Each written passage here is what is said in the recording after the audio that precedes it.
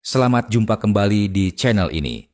Pada kesempatan ini kita akan membahas sebuah topik yang sangat relevan dan krusial dalam dunia perpajakan internasional, yaitu transfer pricing. Dalam era ekonomi global saat ini, perusahaan multinasional atau multinational enterprises memiliki peran dominan dalam perdagangan lintas batas. Operasional mereka melibatkan banyak transaksi internal antar entitas yang berlokasi di berbagai negara. Harga yang ditetapkan untuk transaksi internal inilah yang kita sebut sebagai transfer price. Transaksi ini bisa beragam, mulai dari penjualan barang, penyediaan jasa, pengalihan aset tidak berwujud, hingga pemberian pinjaman antar perusahaan dalam satu grup. Seiring waktu, otoritas pajak di seluruh dunia semakin meningkatkan pengawasan terhadap praktik transfer pricing. Mengapa? Karena transfer pricing memiliki potensi untuk dimanfaatkan dalam menggerus basis pajak suatu negara dan mengalihkan keuntungan ke yurisdiksi dengan tarif pajak yang lebih rendah. Awalnya, transfer pricing dipandang netral, hanya sebagai prosedur akuntansi internal. Namun, potensi penyalahgunaannya untuk tujuan penghindaran pajak telah mendorong pengembangan regulasi yang lebih ketat dan pengawasan yang intensif secara global. Panduan dari organisasi internasional seperti OECD menjadi standar yang disepakati bersama untuk memastikan alokasi hak pemajakan yang adil. Dalam sesi ini, kita akan mendalami transfer pricing dari sudut pandang perpajakan, mencakup definisi, pentingnya bagi otoritas pajak dan perusahaan, metode penentuan harga wajar, implikasinya terhadap pajak, peraturan di Indonesia, prinsip kewajaran, dokumentasi, serta isu-isu umum yang sering muncul. Mari kita mulai dengan memahami definisinya dari perspektif perpajakan. Dari sudut pandang ini, transfer pricing secara spesifik merujuk pada penetapan harga transaksi lintas batas antara perusahaan-perusahaan yang memiliki hubungan istimewa atau dikenal sebagai pihak terkait, related parties. Fokus utama otoritas pajak adalah memastikan bahwa harga yang ditetapkan dalam transaksi ini mencerminkan harga pasar yang wajar, yaitu harga yang akan disepakati oleh pihak independen dalam kondisi yang sebanding. Ini yang kita sebut harga arm's length. OECD mendefinisikan transfer pricing sebagai penetapan harga transaksi lintas batas antar perusahaan berasosiasi dengan tujuan menghilangkan pajak berganda melalui prinsip kewajaran. Panduan OECD menjadi acuan global. Di Indonesia, berdasarkan Peraturan Menteri Keuangan Nomor 170, 2 Tahun 2023, harga transfer adalah harga transaksi yang dipengaruhi hubungan istimewa. Definisi serupa juga ada dalam Peraturan Menteri Keuangan terkait Advance Pricing Agreement atau APA. Konsep hubungan istimewa dan transaksi yang afiliasi sangat penting. Transaksi afiliasi atau transaksi yang dikendalikan adalah transaksi antar entitas di bawah kepemilikan atau pengendalian yang sama. Di Indonesia, kriteria hubungan istimewa diatur dalam Pasal 18 Undang-Undang Pajak Penghasilan. Kriteria ini mencakup kepemilikan minimal 25%, adanya penguasaan, serta hubungan keluarga. Meskipun istilah transfer pricing itu sendiri netral, dalam praktiknya sering dikaitkan dengan potensi penghindaran pajak atau yang disebut transfer mispricing. Ini terjadi ketika perusahaan sengaja memanipulasi harga transfer untuk mengalihkan keuntungan dari negara bertarif pajak tinggi ke negara bertarif pajak rendah. Inilah yang menjadi perhatian utama otoritas pajak. Mengapa transfer pricing begitu penting? Mari kita lihat dari dua sisi, bagi otoritas pajak dan bagi perusahaan multinasional. Bagi otoritas pajak, pertama dan terpenting untuk mencegah erosi basis pajak dan pengalihan keuntungan atau BEPS. Praktik transfer pricing yang tidak wajar dapat mengurangi basis pajak suatu negara. Otoritas pajak berupaya mencegah manipulasi harga yang mengurangi laba kena pajak. Proyek BEPS OECD, khususnya aksi 8-10, sangat fokus pada isu ini. Kedua, memastikan alokasi pendapatan pajak yang adil. Prinsip kewajaran bertujuan agar setiap negara menerima bagian pajak yang proporsional dengan aktivitas ekonomi di wilayahnya. Ketiga, mengawasi transaksi antar perusahaan. Otoritas pajak aktif mengawasi transaksi pihak terkait untuk mencegah penghindaran pajak. Audit transfer pricing terus meningkat di seluruh dunia. Keempat, mengidentifikasi dan menangani ketidakpatuhan. Otoritas pajak memiliki mekanisme dan sanksi yang signifikan bagi wajib pajak yang tidak patuh. Denda bisa mencapai puluhan persen dari tambahan pajak terutang. Bagi perusahaan multinasional, pertama, menavigasi regulasi internasional yang kompleks. Perusahaan harus mematuhi aturan transfer pricing yang berbeda di banyak negara, meskipun sebagian besar didasarkan pada panduan OECD. Kedua, memastikan kepatuhan untuk menghindari sanksi dan pajak berganda. Kepatuhan adalah kunci untuk menghindari denda, bunga, dan risiko pajak berganda akibat koreksi yang saling bertentangan oleh otoritas pajak di negara yang berbeda. Kebijakan dan dokumentasi yang kuat sangat penting. Ketiga, mengelola kewajiban pajak global dan mengoptimalkan posisi pajak.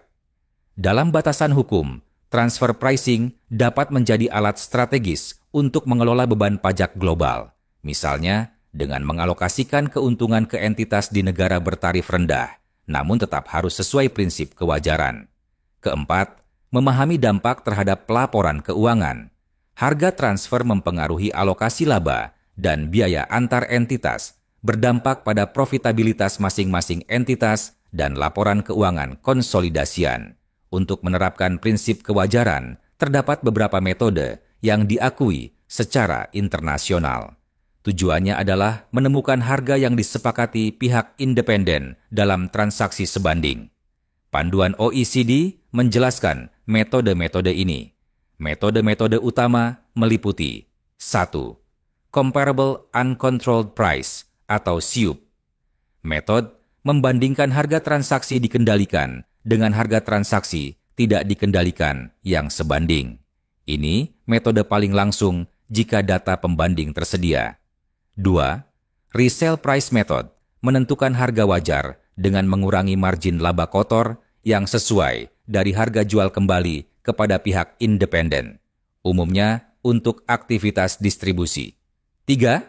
Cost Plus Method menghitung harga wajar dengan menambahkan markup yang sesuai pada biaya pemasok dalam transaksi dikendalikan, umumnya untuk manufaktur atau jasa. 4.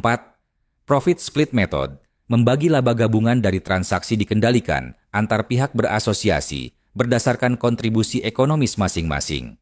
Digunakan untuk operasi terintegrasi atau aset tidak berwujud unik. 5. Transactional Net Margin Method atau TNMM. Menguji margin laba bersih wajib pajak dari transaksi dikendalikan dan membandingkannya dengan margin perusahaan independen sebanding. Digunakan ketika metode lain kurang sesuai. Pemilihan metode yang paling tepat bergantung pada banyak faktor, termasuk sifat transaksi, analisis fungsi, risiko, aset, kondisi transaksi, ketersediaan data pembanding, serta kekuatan dan kelemahan setiap metode. Keberadaan berbagai metode ini menunjukkan bahwa prinsip kewajaran memerlukan pendekatan yang fleksibel dan analisis mendalam. Tantangan utama adalah menemukan data pembanding yang benar-benar sebanding. Penetapan harga transfer memiliki implikasi langsung pada laba kena pajak entitas-entitas terkait. Harga transfer yang tinggi atau rendah secara artifisial dapat menggeser laba antar yurisdiksi. Koreksi transfer pricing oleh otoritas pajak dapat meningkatkan kewajiban pajak secara signifikan. Jika harga transfer tidak sesuai prinsip kewajaran, otoritas dapat mengoreksi laba, berpotensi menyebabkan tambahan pajak yang besar. Kasus-kasus besar seperti Coca-Cola dan Microsoft menjadi contoh risiko finansial dari sengketa transfer pricing. Selain itu, ketidakpatuhan dapat berujung pada sanksi dan bunga yang substansial. Denda dan bunga ini berfungsi sebagai disinsentif terhadap praktik transfer pricing yang tidak sesuai. Hubungan langsung antara transfer pricing dan laba kena pajak inilah yang menjadikannya area kritis. Keputusan penetapan harga internal berdampak langsung pada jumlah pajak yang dibayarkan di berbagai negara. Pengelolaan transfer pricing yang efektif memungkinkan perusahaan menavigasi kompleksitas ini, meminimalkan risiko, dan mengoptimalkan posisi pajak, namun harus dalam koridor prinsip kewajaran. Bagaimana dengan regulasi di Indonesia? Peraturan transfer pricing di Indonesia diatur dalam Undang-Undang Pajak Penghasilan dan peraturan pelaksananya, terutama Peraturan Menteri Keuangan Nomor 172 Tahun 2023. Pasal 18 ayat 3 UU PPH memberikan kewenangan kepada Direktur Jenderal Pajak untuk mengoreksi penghasilan dan pengurangan dengan menerapkan prinsip kewajaran pada transaksi pihak berelasi. Peraturan Menteri Keuangan Nomor 172 Tahun 2023 merinci persyaratan dokumentasi transfer pricing sejalan dengan rekomendasi BEPS Action 13. Kriteria hubungan istimewa juga dijelaskan lebih lanjut dalam peraturan ini, mencakup kepemilikan, penguasaan, dan hubungan keluarga. Indonesia mengadopsi pendekatan 3 lapis dalam dokumentasi transfer pricing. 1. Dokumen induk, master file, memberikan gambaran global, grup M&A. 2.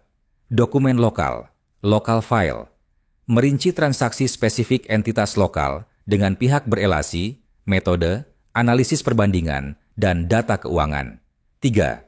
Laporan per negara, country by country report, untuk grup besar menyajikan informasi agregat pendapatan, laba, pajak, dan aktivitas ekonomi di setiap negara operasi.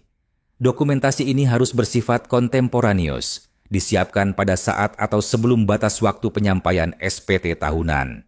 Kegagalan dokumentasi dapat berakibat sanksi dan koreksi. Selain itu, Indonesia juga menyediakan mekanisme Advance Pricing Agreement, APA, yaitu kesepakatan dengan DJP untuk menetapkan kriteria prinsip kewajaran untuk transaksi di masa depan. APA bisa unilateral, bilateral, atau multilateral. Manfaat utamanya adalah memberikan kepastian hukum dan mengurangi risiko sengketa. Regulasi di Indonesia menunjukkan komitmen untuk selaras dengan standar internasional, memperkuat sistem perpajakan, dan meningkatkan transparansi. Persyaratan dokumentasi yang rinci meningkatkan beban kepatuhan, namun juga memungkinkan perusahaan menunjukkan kepatuhan mereka secara proaktif. Sebagai kesimpulan, transfer pricing adalah aspek vital dalam perpajakan internasional bagi perusahaan multinasional. Prinsip kewajaran adalah landasan utamanya, bertujuan memastikan harga transaksi pihak berelasi mencerminkan harga pasar yang wajar. Bagi otoritas pajak, ini penting untuk mencegah tergerusnya basis pajak dan memastikan alokasi pajak yang adil. Bagi perusahaan, kepatuhan terhadap prinsip kewajaran dan dokumentasi adalah kunci untuk menghindari sanksi, pajak berganda, dan mengelola kewajiban pajak global secara efektif. Indonesia telah mengadopsi standar internasional dalam regulasi transfer pricing, termasuk persyaratan dokumentasi 3 lapis dan mekanisme APA. Mengingat kompleksitas transaksi lintas batas yang terus meningkat, transfer pricing akan tetap menjadi area fokus. Perusahaan yang proaktif dalam membangun kebijakan transfer pricing yang kuat dan terdokumentasi dengan baik akan lebih siap menghadapi tantangan perpajakan internasional. Keterlibatan dengan para ahli dan pemahaman berkelanjutan terhadap perkembangan regulasi adalah kunci keberhasilan dalam mengelola aspek penting ini. Terima kasih atas perhatian Anda. Semoga materi singkat ini memberikan pemahaman yang komprehensif mengenai transfer pricing dari sudut pandang perpajakan. Sampai bertemu kembali di video-video berikutnya. Jangan lupa untuk mendukung channel ini dengan subscribe, like, dan share, serta tekan tombol loncengnya.